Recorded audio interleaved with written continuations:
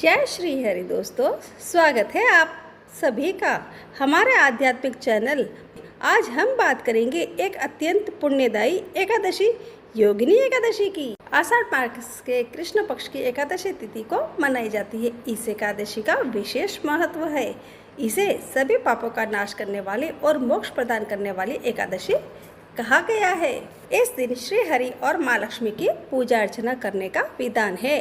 साथ ही व्रत किया जाता है। धार्मिक मान्यता के अनुसार इस व्रत को करने से साधक को जीवन में सभी सुख मिलते हैं। साथ ही भगवान विष्णु की कृपा से रुके हुए काम पूरे होते हैं। इस दिन व्रत रखने से, भगवान विष्णु की पूजा करने से 88,000 ब्राह्मणों को भोजन कराने के बराबर पुण्य मिलता है। मान्यता है कि इस व्रत से पापों से मुक्ति मिलती है और दरिद्रता दूर होती है। इसके साथ ही जीवन में आ रही रुकावटें दूर होती है और सुख समृद्धि आती है। हर महीने में 2 एकादशी तिथियां आती है, एक शुक्ल पक्ष में और एक कृष्ण पक्ष में। वही आषाढ़ माह के शुक्ल पक्ष की एकादशी को योगिनी एकादशी कहा जाता है। इसे तीनों लोकों में सबसे प्रसिद्ध एकादशी माना गया है।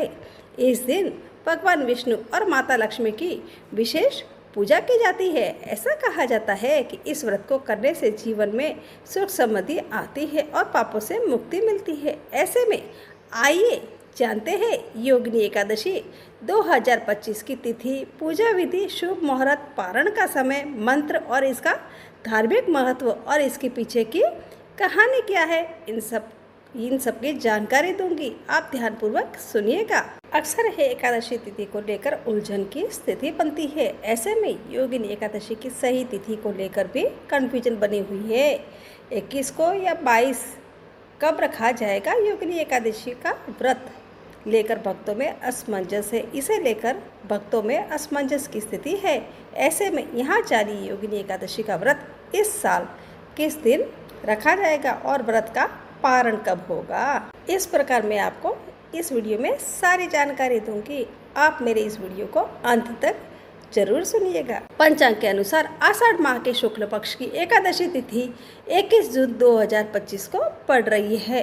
पंचांग के अनुसार एकादशी तिथि की शुरुआत 21 जून को सुबह 7:18 पर होगी और इस तिथि का समापन 22 जून की सुबह 4:27 पर होगा।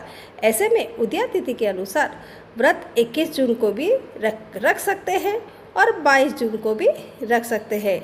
लेकिन 21 जून को जो एकादशी पड़ रही है वह दशमी युक्त एकादशी है और 22 जून को जो एकादशी पड़ रही है वह द्वादशी युक्त एकादशी है। इसलिए हमारे धार्मिक मान्यता के अनुसार हमें द्वादशी युक्त एकादशी करने का महत्व माना गया है और इसका विधान भी है।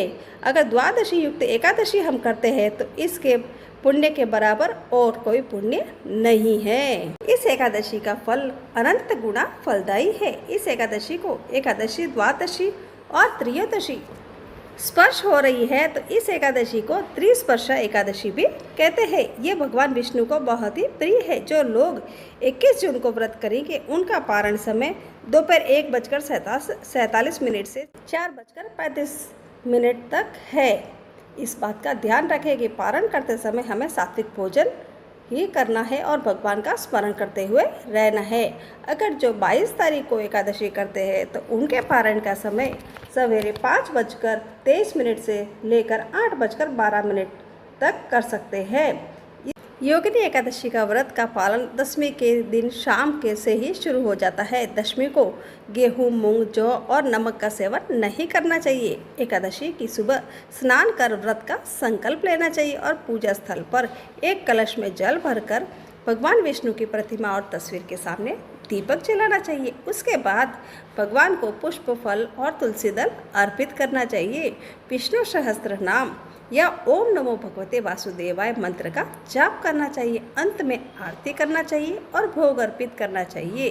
भोग में तुलसी का पत्ता जरूर रखें, इससे पूजा पूर्ण मानी जाती है। धार्मिक ग्रंथों में योगिनी एकादशी को अत्यंत फलदायी व्रत बताया गया है। इस दिन व्रत रखने से, भगवान विष्णु की पूजा करने से 88,000 ब्राह्मणों को भोजन कराने के बराबर पुण्य मिलता है। मान्यता है कि इस व्रत से पापों से मुक्ति मिलती है और दरिद्रता दूर होती है। इसके साथ ही जीवन में आ रही रुकावटें दूर हो जाती है। मैंने आपको इन सब की जानकारी दे दी है। अब मैं आपको योगिनी एकादशी की कथा सुनाने जा रही हूँ। आप ध्यानपूर्वक सुनिएगा। योगिनी एकादशी की व्रत कथा प्रारंभ है। स्वर्गलोक में इंद्र की अलगापुरी में यक्षों के राजा कुबेर रहता था। वह भगवान शिव का भक्त था और उनके लिए रोजाना हेम नामक माली अर्धरात्रि को फूल लेने मानसरोवर जाता था। माली सुबह राजा के पास जाता और उसे फूल दे देता। एक दिन हेममाली रात को फूल तो ले आया, लेकिन वह अपनी पत्नी विशालाक्षी के प्रेम में वशीभूत होकर घर आराम के लिए ही रुक गया। सुबह राजा कुबेर के पास भगवान शिव की पूजा करने के लिए फूल नहीं पहुँचे तो राजा ने अपने सेवकों को गुस्सा कर पूछा कि आखिर अभी तक फूल क्यों नहीं आए, और अपने सैनिकों को आदेश दिया कि हेममाली को सभा में बुलाया जाए। सिपाहियों ने आकर कहा कि हे राजन, वह तो पत्नी की कामना में आसक्त हो अपनी इच्छा के अनुसार घर में ही रमण कर रहा है। उनकी बात सुनकर कुबेर क्रोध में भर गए और तुरंत ही हेममाली को बुलवाया।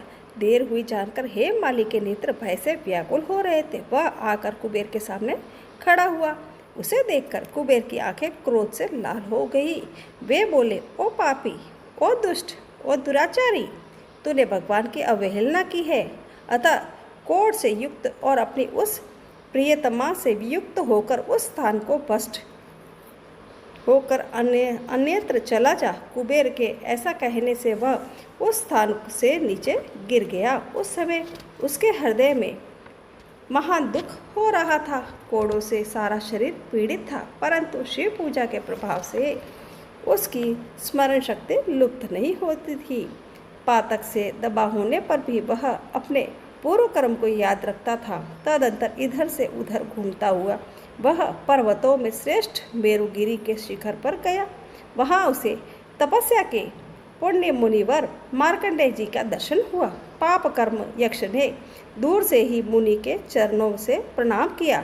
मुनिवर मार्कंडेय ने उसे भय से कांपते देख परोपकार की इच्छा से निकट बुलाकर कहा कि तुझे कोढ़ के रोग ने कैसे दबा लिया, तो क्यों इतना अधिक निंदनीय जान पड़ता है। वह बोला कि हे मुनि, मैं कुबेर का अनुचर हूँ, मेरा नाम हेममाली है। मैं प्रतिदिन मानसरोवर से फूल ले आकर शिव पूजा के समय कुबेर को दिया करता था। एक दिन पत्नी सहवास के सुख में फंस गया जाने के कारण मुझे समय का ज्ञान नहीं रहा, अतः राजाधिराज कुबेर ने कुपित होकर मुझे श्राप दे दिया, जिससे मैं कोढ़ से आक्रांत होकर अपनी प्रियतमा से बिछुड़ गया। हे मुनिश्रेष्ठ, इस समय किसी शुभ कर्म के प्रभाव से मैं आपके निकट आ पहुंचा हूँ। संतों का चित्त स्वभावतः परोपकार में लगा रहता है। यह जानकर मुझ अपराधी को कर्तव्य का उपदेश दीजिए। मार्कंडेय जी बोले कि तुमने यहाँ सच्ची बात कही है, असत्य भाषण नहीं किया है, इसलिए मैं तुम्हें कल्याणप्रद व्रत का उपदेश करता हूँ। तुम आषाढ़ के कृष्ण पक्ष में योगिनी एकादशी का व्रत करो। इस व्रत के पुण्य से तुम्हारी कोढ़ नीचे ही दूर हो जाएगी। भगवान श्री कृष्ण कहते हैं, ऋषि के ये वचन सुनकर हेममाली दंड की भांति मुनि के चरणों में पड़ गया। मुनि ने उसे उठाया, इससे उसको बड़ा हर्ष हुआ। मार्कंडेय जी के उपदेश से उसने योगिनी एकादशी का व्रत किया, जिससे उसके शरीर का कोढ़ दूर हो गया। मुनि के कथा अनुसार उस उत्तम व्रत का अनुष्ठान करने पर भी वह पूर्ण सुखी हो गया। नपश्रेष्ठ, यह योगिनी का व्रत ऐसा ही बताया गया है जो 88,000 ब्राह्मणों को भोजन करवाता है। उसके समान ही फल उस मनुष्य को भी मिलता है जो योगिनी एकादशी का व्रत करता है। योगिनी महान पापों को शांत करने वाली और महान पुण्य फल देने वाली है। इसके पढ़ने और सुनने से मनुष्य सब पापों से मुक्त हो जाता है। इस प्रकार मेरी ये कहानी पूरी हुई। अगर आपको मेरी ये कहानी और सारी एकादशी की जानकारी, एकादशी का महत्व, इसका पारण समय, शुभ मुहूर्त, इन सब की जानकारी आपको मैंने विधि विधान से बता दी है। इसलिए अगर आपको ये मेरी जानकारी अच्छी लगी है तो आप मेरे इस वीडियो को लाइक करें, शेयर करें और सब्सक्राइब करना न भूलें। जय श्री हरि।